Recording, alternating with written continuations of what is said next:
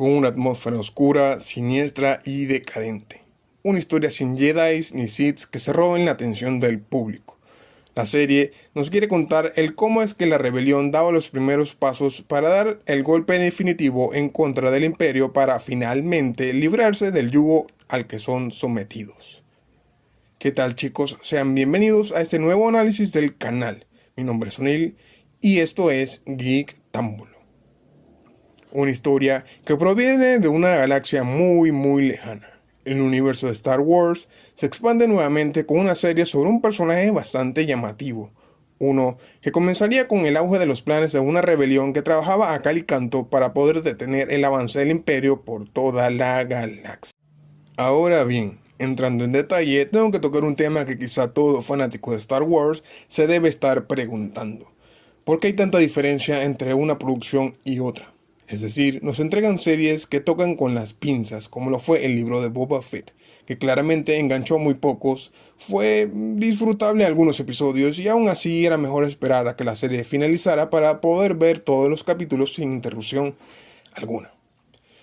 Mientras tanto, Obi-Wan había arrancado bastante bien, y ese fuego con el que inició fue menguando a medida que los episodios pasaban, y no fue hasta su último episodio que las brasas tomó, una alza, que podría considerarse como un cierre interesante.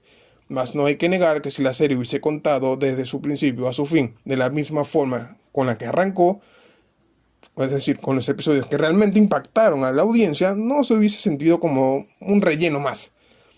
Y bueno, actualmente la opinión de la misma sería muy distinta a la que tiene actualmente. Por ejemplo, Rogue One salió por allá por el 2016. Fue una película que no estábamos esperando y que probablemente quizá no necesitábamos. Pero una vez que pudimos sentarnos a observar cada detalle, cada personaje, su ambientación y el cómo era que sin la necesidad de tantos personajes conocidos, cameos o fanservice, a pesar de tenerlo, nos contó una historia oscura, seria y bastante aceptable, e incluso diferente a lo que no se nos tenía acostumbrado hasta ahora. Nos dejó claro que Star Wars nos puede ofrecer, si quiere, todo un panorama distinto de sus relatos, uno que quizá me atrevería a decir que es mucho más llamativo que su última trilogía. Ahora bien, partiendo desde su primer episodio, Andor nos regala una gran ambientación. Suena extraño decirlo, pero es como debe ser. Sucia, oscura, con luz tenue e incluso observando lo más bajo de la clase obrera de los planetas y sectores comerciales. Una escala mucho más mundana a lo que se nos venía presentando hasta ahora. Bueno, y sí, por ejemplo, The Mandalorian tiene algo de eso e incluso mucho más.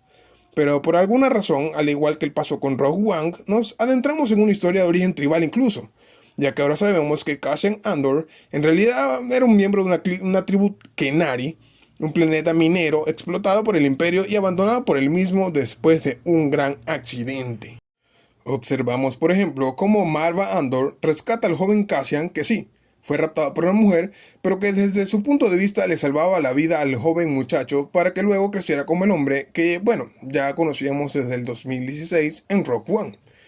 Ahora en Ferrix, planetas donde transcurre la mayoría de los hechos de los 3 primeros episodios al menos, conocemos a un sinfín de personajes que de un modo u otro tienen alguna correlación con Cassian. Bien puede que sean colegas, deudores e incluso personas a las que no le tienen ninguna estima al personaje principal, por así decirlo. Las comparaciones siempre son odiosas, pero se me hace difícil no querer compararlo con Han Solo y del estereotipo del canalla, estafador que por alguna extraña razón terminó trabajando para la rebelión y deteniendo al imperio. Como nota, me gustaría dejar claro que me hace gracia que siempre que se quiera buscar algo de información, sea donde sea, todos los personajes terminen acudiendo al bar de la ciudad.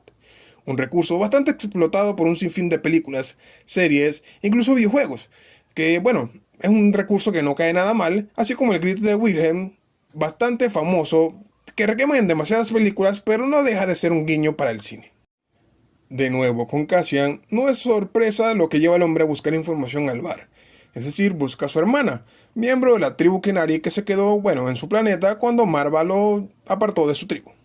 Ahora bien, todos los hechos que sucedieron luego de su salida del establecimiento sí que tomarían por sorpresa incluso hasta el más listo de los bandidos.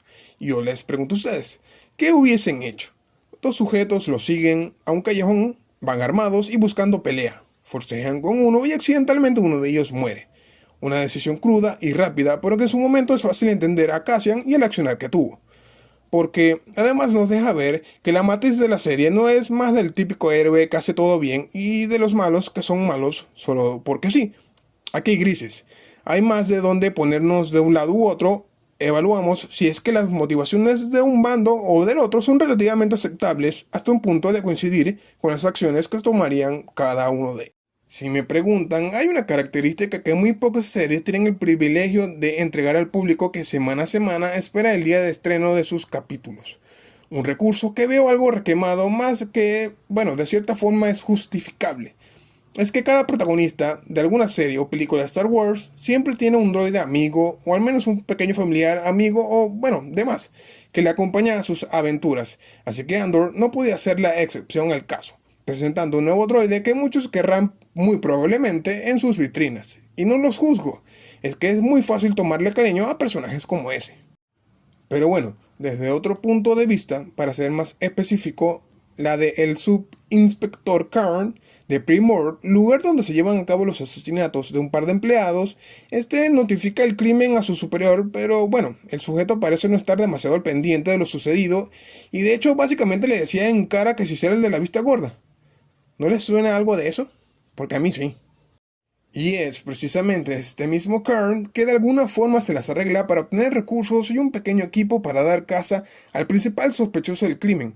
Algunos verán sus acciones como que demasiado extremistas, que está sobrepasando a su superior y tomando una investigación por su cuenta solo por hacer justicia por un par de hombres que en palabras de su superior eran bastante descartables.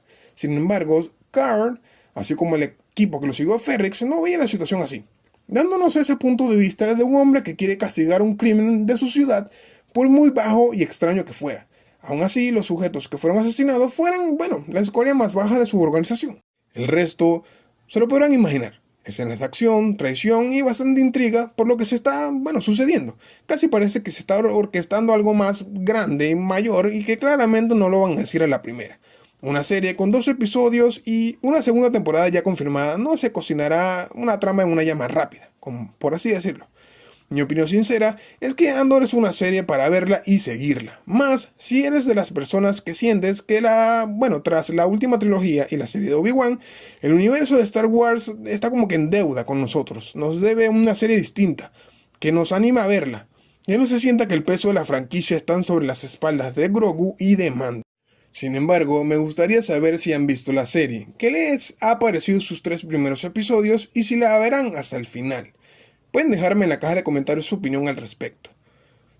De momento me despido, no sin antes recordarles que si les gusta este tipo de contenido pueden darle like al video, suscribirse si todavía no lo han hecho y compartirlo, para que la comunidad Geek Noctámbula sea más grande cada día. Les recuerdo como siempre que mi nombre es O'Neill y esto es Geektámbulo. Nos encontramos en la próxima. Chao, chao.